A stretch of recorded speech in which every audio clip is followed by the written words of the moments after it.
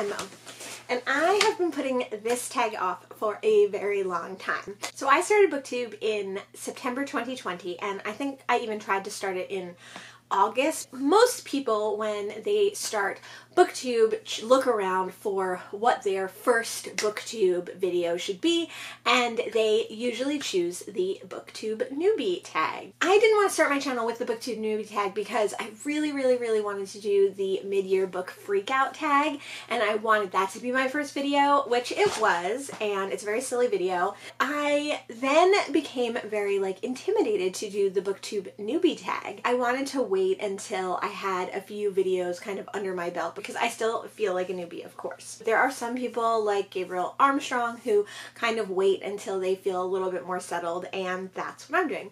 But it is my birthday month and my birthday week, and it is, let's see, September to October to November to December to January to February. 5 months that I've been on BookTube, and it's time to do the BookTube Newbie Tag. So I have the questions, but I rearranged the order of the questions because the order that the questions are in, didn't make sense to me. What I'll do is I'll list all the questions down below, and I'll list what order they're supposed to be in as well. I don't know who first did this tag. I don't know who created this tag. It seems like it's been going around BookTube forever, and it's one of those tags that people do, or even sometimes if they quit BookTube for a little while and then come back to it, they'll do it again. So I think it's appropriate to do it anytime you still feel like a BookTube newbie and anytime you want to kind of reintroduce yourself to BookTube. So sometimes I see question number 1 as introduce yourself, so I'm going to go ahead and introduce myself. So if you don't know, my name is Mo, and I live in a city by the sea on the Jersey Shore. I love reading, I love cats, I live a low impact, zero waste lifestyle as much as possible. I do videos on bookish topics. I do wrap up, reviews, tag videos. I have a series to become more zero waste 1 month at a time. I plan on doing a few more cat videos in the future as well. Question number 1 is, why did you start this channel? So I actually started my YouTube channel about 3 years ago, and I had been wanting to start a channel. I wanted to do what I ate in a day and day in the life and different videos about different things, and I wanted to do videos on zero waste, but I never really could figure out a way to get into YouTube, and I could never really figure out if I wanted to be a presence on YouTube or not. And then I started watching BookTube videos, and my reading journey really took off in 2020 during lockdown, and I really started reading a lot more again, and I just thought, this is perfect. This is my way in, and this is something that I can do and that I want to share with people, and a community that I can look for and look forward to. So I'm really glad I found it.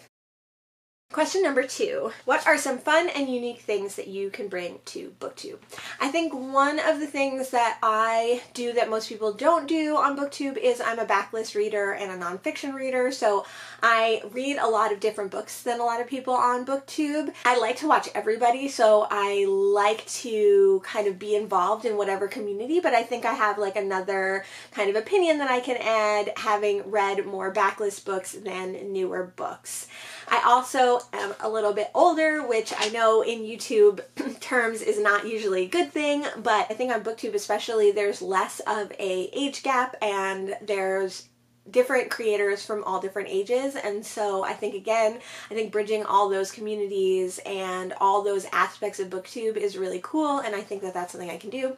I also was homeschooled for most of my life, and I think I have a fairly unique perspective on reading and education.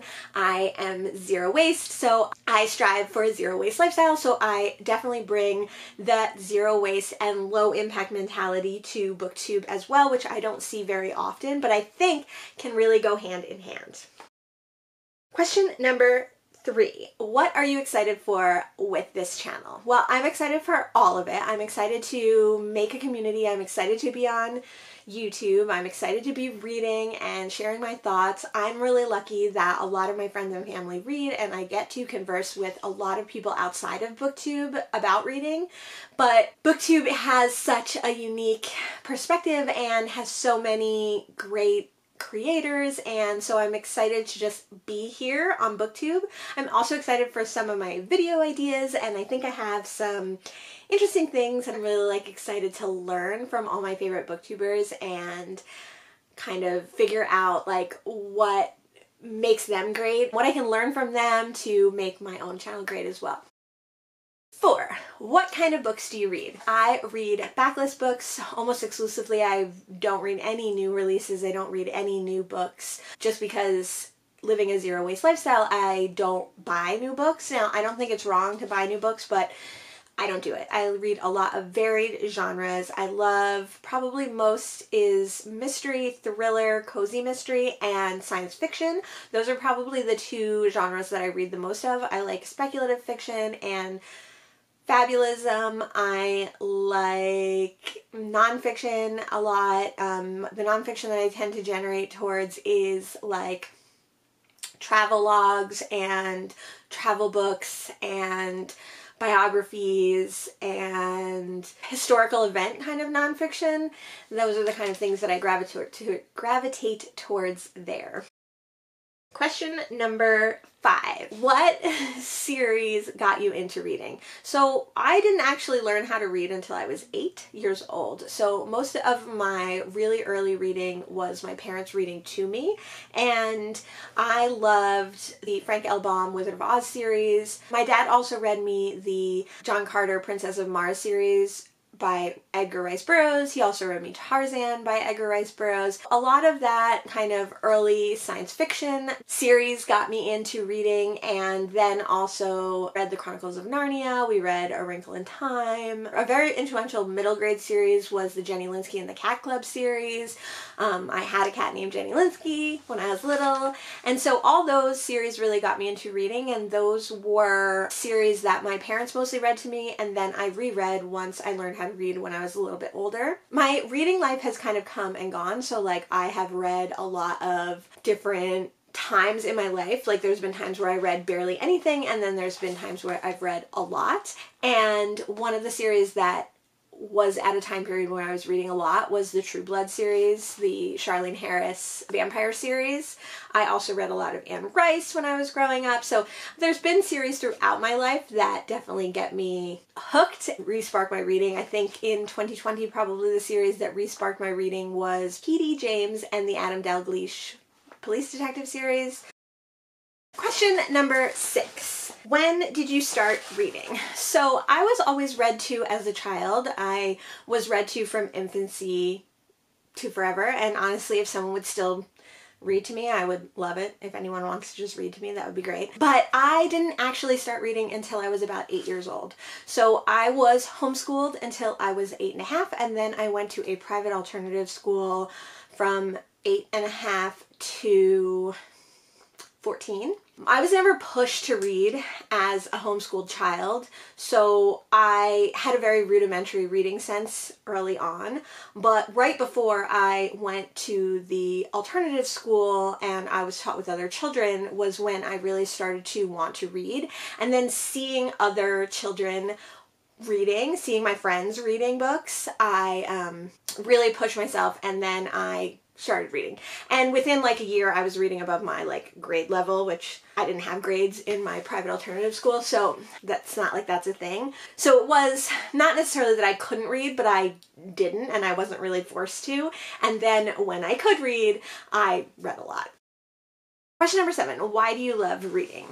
I think this is actually an interesting question, and I think most people say escapism, and I don't think I really read for escapism necessarily. I mean, yes, sometimes I want to block everything else out and read, but I think I mostly read just to learn about other people's lives. So to see what other people are doing, see how other people live, see what different perspectives there are, see what different situations and educational backgrounds and histories and religion and spirituality and upbringing and cultures. Like, I really am interested in just learning about people, and I think that reading really is the best way to do that. I think that you can scroll through Instagram and you can watch TV shows, but nothing is as immersive as reading, besides like actually talking to a person and finding out their story.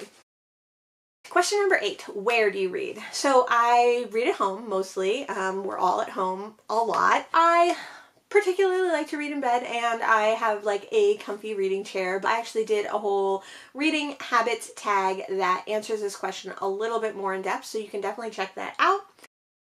Question number 9, what challenges will you face with this channel?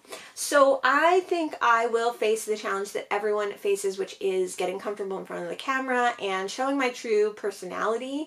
I think another challenge that everyone faces is consistency and motivation and inspiration. I think a lot of us have a lot of videos in our head, but actually getting those videos out of our head and onto film sometimes is pretty difficult. I think a challenge that I want to give myself, again, is to integrate the low impact, zero waste movement with BookTube. I don't see that happening a lot. I think that low impact and zero waste living is important in every aspect of our lives. So a challenge that I would set for myself is to bring that to BookTube whenever possible.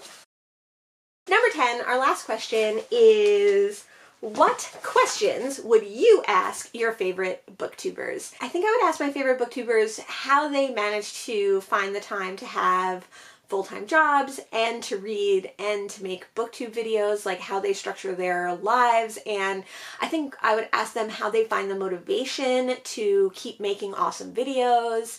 I would ask Books and Lala how she comes up with her challenge ideas and how she has learned to become so eloquent when talking about books and when talking about her own feelings about books. There's a lot of questions that I would like to ask booktubers, but I think those are the major ones. How do they fit it all in? How do they make awesome content? How do they stay motivated and inspired?